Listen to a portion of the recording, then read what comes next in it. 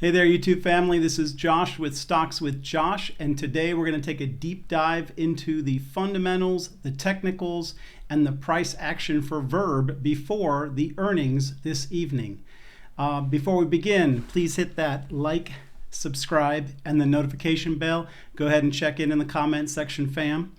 I want to take a brief moment to talk about two things before we get into Verb. One is rebalancing. I have had a lot of questions about rebalancing in the comments. You want to be careful you want to rebalance your best stock, the one that you think is most likely going to go up in this environment. You want to be careful not to go too heavy into one stock. If there is something wrong with the company, you can't dig your way out of that. So do your fundamentals and choose a stock that you think could do well. There are some meme coins. There are some other companies that have not a great trajectory, and you want to be cautious. There is an opportunity to rebalance in a down market, but you want to make sure that you're not getting in too heavy to a failing stock. In addition to that, guys, I want to talk about wallets. I'm going to be doing a video soon. I'm going to give you guys a complete overview on wallets as a follow-up to our conversation about Coinbase and how to store your crypto. Okay, let's talk about Verb. So this last week, we saw some very bearish movement in the price. It broke through our long-standing support line that we built. That support line, it had been respecting all the way since last July. And so we have to ask ourselves, is this stock turning south for a reason, or is there something else going on? So we're going to look at the technicals and the fundamentals on that. Now, from a technical perspective, the price break below our support line might have been price capitulation. We know that the volatility in the market was super high, and whenever that happens, one of the side effects is that people are getting liquidated. They're in margin, and they're not wanting to sell their position in Verb, but one of the potential answers to why Verb dropped the way that it did from the percentage that it did was because people were getting yanked out of it, right? So we're going to look at the charts. We're going to take a peek. Let's go into those charts now. So this was the support line that we had been honoring for the last year. We saw this breakthrough, and we're going to ask ourselves, is that capitulation? So to do that, let's go to the RSI. So this is the daily RSI, and I think I had pointed out to you guys before that we had what was called a bullish divergence, which meant that the percentage of buyers was not as low as the current price. The way that the RSI and bullish divergence works is even though a stock may be dropping lower in price, the amount of selling pressure that's causing it to drop begins to decrease. And that comparison in the RSI shows us bullish divergence. Well, we lost that because on the day that the markets were just doing really bad, the momentum both of the price as well as the momentum of the sellers sort of lined up. But we're going to take a step back and we're going to look at the weekly RSI and see what we see there. So on the weekly RSI, we see that we have finally gotten into oversold territory. And on a weekly chart, that's pretty significant, okay? Remember that anything below this bottom line is 30%, the middle line is 50%, and the top line is 70%. And so every time this has roughly gotten around this 40% mark, it's signaled a reversal in price, right? Each and every time. Traditionally. Here it dipped below, which was the lowest spot we had previously gotten. It also reversed in this area of consolidation. It went up, it came back and hit this and reversed. And so now we're at this point, which I believe that it's a strong potential being this oversold to see that reversal to the upside.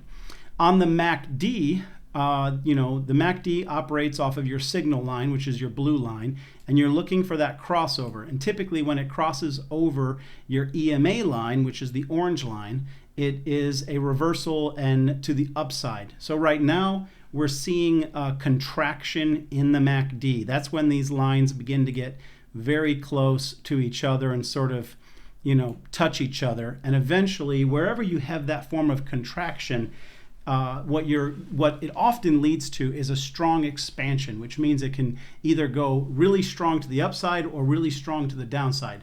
Right now, we have gotten pretty low on this stock price, and so with the earnings call and the fundamental story that we're going to look at, we're going to ask ourselves, is this is this contracting to go to an expansion to the upside? So one of the other things that we want to keep an eye on is the volume. This is a small company with a low float, and the volume, which is normally around 1 million shares a day, has jumped up significantly. This attracts through the stocks screening apps. It attracts buyers to Verb. They begin to put it on their radar, because when volume goes up, multiple X here, it begins to be attractive to the day traders. There's other criteria. Some won't trade this because the overall capitalization of the company is too small. But the volume increase is a positive bullish signal for this. So I'm going to talk to you guys about the CEO, Mr. Rory's statement. About a week ago, he came out and said, in regards to the price breaking below its all-time low, he put out a statement. He said, many of you are asking if there's a reason for the change in the share price since the last earnings call. Here are some facts. In our opinion, and based on the facts as we know them, there has been no material change in the business since the last earnings call to warrant a drop in the share price. Actually, quite the contrary. 3 weeks ago, we closed an at-the-market equity financing and raised $11 million at 75 cents per share. So that's actually very bullish for us. So a company came in, did due diligence on the company, looked at everything they were doing, looked at their books, looked at the accounting, and took a $11 million investment at 0.75 cents per share, which they've bought it at a higher price than we currently have bought it at. But at bare minimum, that due diligence can assure us, and they're going to look to get a good deal. They're not going to go in and, in this environment, pay more for the company than it's worth. So we have to imagine that they did their due diligence, that they got a great price on it, so that they saw the possibility for profit to the upside for themselves. And here we are in at even a better price. A lot of companies are just being beat up in this current market, and hopefully that's going to lead to us making some money. So he went on to say in this earnings statement that the company was absolutely meeting its goals, that it was actually ahead of schedule. That's a pretty bold thing for him to come out and say, that there are no facts, there's no fundamental problems, that the company is being viewed as a great investment by other investors, and that they're ahead of schedule. This being said a week before their earnings. Now, the last earnings, they missed. They actually hit earnings per share. They beat it. The last earnings was going to be a negative 10 cents per share, and they actually, I believe, got -6. So they had a pretty significant beat on that, but they failed to meet their revenue goal. Now, this earnings that come out today, the goal that we want to see is for them to beat their earnings per share and beat their revenue. That would be a very positive thing. Let's take a look at that real quick. So this is what they were looking for. Today we're looking for -7 cents per share with a $3 million revenue. And that's going to be here this evening at 5:30 p.m. I just want to, that one of the things that I want you to see in that is how small of a company is. We are very early in this company. It's a technology company. It's yet to begin to move into the profit, and sometimes those are risky to invest in, but they can produce the biggest return. And so, hey, we're going to take a look and see what that might look like, what our returns might look like on this at the end. So I also want to point out these technicals. So we obviously know that from a charting perspective, the technicals have been beat up and you're getting a sell signal on those. But the analyst ratings, okay, even though the technicals are saying, hey, this is a sell, the fundamentals are actually increasing, and it's gone from a buy to a strong buy. And they, again, have an average price, which has recently gone up to $3.41 per share, which I want to point out is a 1,046% potential gain from where we're sitting right now. All right, I also want to point out that the number of analysts who cover it, one of the things that you often look for is analysts who are changing their mind. They're revising their price down. Maybe an analyst decides he's not going to cover it anymore. But in this case, we're going to see that the analysts have only raised their price projection on this company.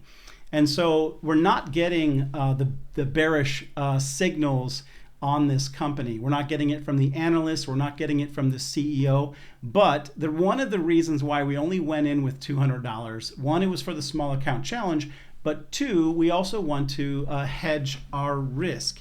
We don't want to be overly exposed in this environment to too many companies. One thing that I see a lot of people are doing in their portfolio, especially the retail investors, it's good to be diversified, but as a retail investor, the best way of being diversified would be to hold one of the indexes, but also you want to have a number of companies that you can actually follow the fundamentals, keep an eye on the technicals.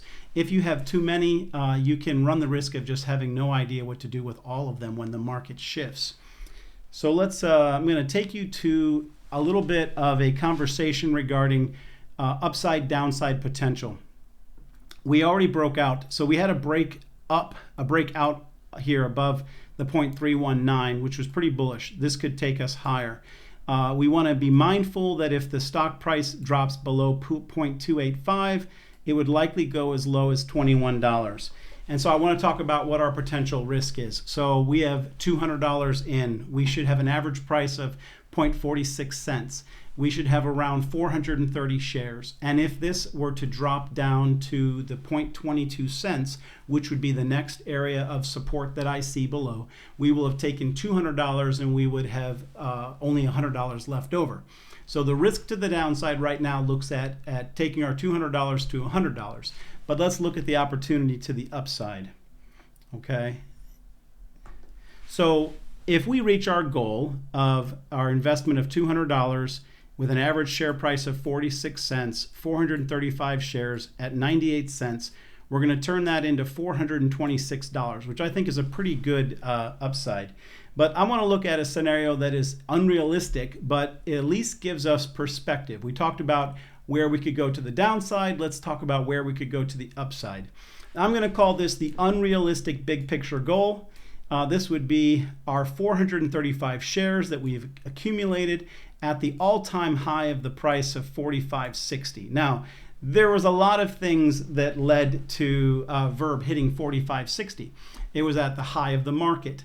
Again, the shorts people, this is probably was short squeezed. So it came out with good news and the shorts got caught and were having to be forced to close their positions, which drove the stock up. The day traders come in, they push it even higher. But the reason why I wanted to point this out is I wanted to give you perspective of what can cause this type of stock to move because of the nature of the company. The prices obviously can move in some pretty dramatic directions. So we're not planning for a 20K return, but I'm just trying to point to you what I consider the low, right? We know we can go to zero as an absolute low, but we have a projected low of 22 cents. We have a projected, we have a unrealistic high of $45. Now let's look at a realistic goal. This would be the analyst goal, right? So we already know that we have our 435 shares times our $3.42 is $1,500, right? And I think that that's a pretty good potential return. If you're not in this small account challenge with me, then you hit the description of this video, download moomoo, put $100 in, go ahead and buy Verb before close today, and you can participate. We're going to do other setups like this. I hope to complete this particular challenge soon. We're going to see what the earnings statements say today. But there's a good potential on this to the upside. We're in a crazy market. I want to take a minute and talk about that. So right now the Fed is trying to prop up and strengthen the dollar more for the goal of helping the economy globally. And for as long as he's focused on strengthening the dollar, it's going to hurt investments, specifically Nasdaq and growth. but they can only do that so long. And I've talked about the midterm elections, right? So right now, there's no way that the politicians are going to allow the federal government to have the market be a dumpster fire pre the election. They're going to force the Fed to turn its attention away from strengthening the dollar and towards supporting the market so that things look better, right? I'm projecting still an upside on this year for my own personal investments. You guys have to do your own due diligence. I'm not your financial advisor, but I'm still looking at the middle of this year being bullish, especially as we get to the end of June and July. We've got a lot of indicators that potentially point to that. But we are in a volatile environment, and there's one last thing I want to show you guys. We talked about this before. We came into Verb when we were in a place of despair. It was despair because it broke below the dollar, which was the mean on this particular stock. We bought in incrementally. We don't know. Nobody knows exactly where the bottom is.